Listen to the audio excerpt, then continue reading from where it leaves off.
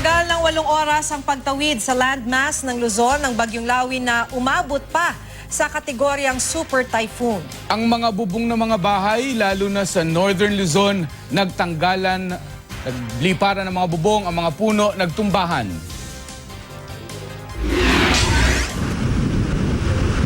Nakakakilabot ang pagbayo ng malakas na hangin kagabi sa Tuguegarao City sa Cagayan. Sinabayan pa ito ng malakas na buhos ng ulan. Nagbagsakan ang mga salamin mula sa ilang gusali, pati mga puno at poste ng kuryente nagdapaan.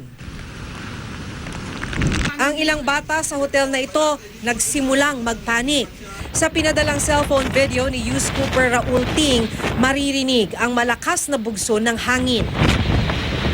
Wala pa rin kuryente sa kanilang lugar simula alas 4 kahapon. Kalunos-lunos din ang sinapit ng katabing bayan na Peña Blanca kung saan naglandfall ang Bagyong Lawin. Mga yerong nagkalat, wasak na mga bahay at nabuwal na mga puno ang sumalubong kinaumagahan.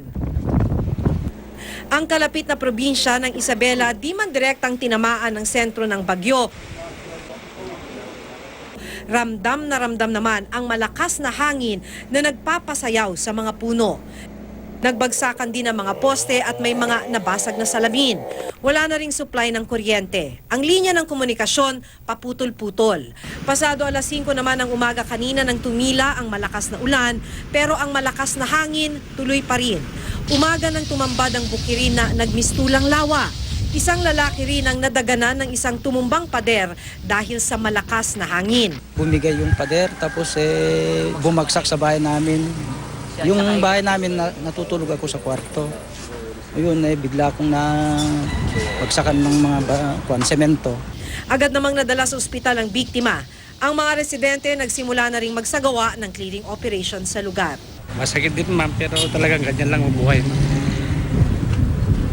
Basak lahat ma'am, lahat, pati yung kusina ko ma'am, basak lahat. Sa Lawag City sa Ilocos Norte, kasabay ng pagbayo ng malakas na hangin, ang paghampas ng alon sa dagat.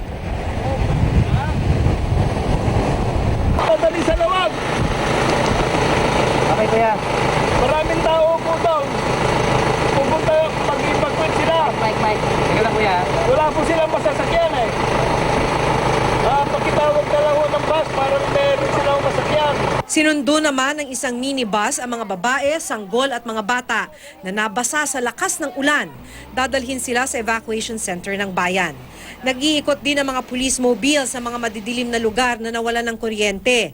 Patuloy pa rin ang malakas na pag-ulan ngayong umaga. Makikita ang mga nakaharang na puno at poste na nabagsakan sa kalsada. Ilang bahay ang nasira dahil sa malakas na hangin. Nagkaroon din ng mga malalaking uka sa mga lupang malapit sa dalampasigan. Sa Tagudin, Ilocos Sur naman, isang paaralan sa Barangay Del Pilar ang natanggalan ng bubong kasunod ng pananalasa ng Bagyong Lawin. Ang mga yero sa bagong gawang covered court tumiklop. Nakahambalang naman sa kalsada ang mga nagbagsakang sanga ng puno at iba pang nilipad na gamit.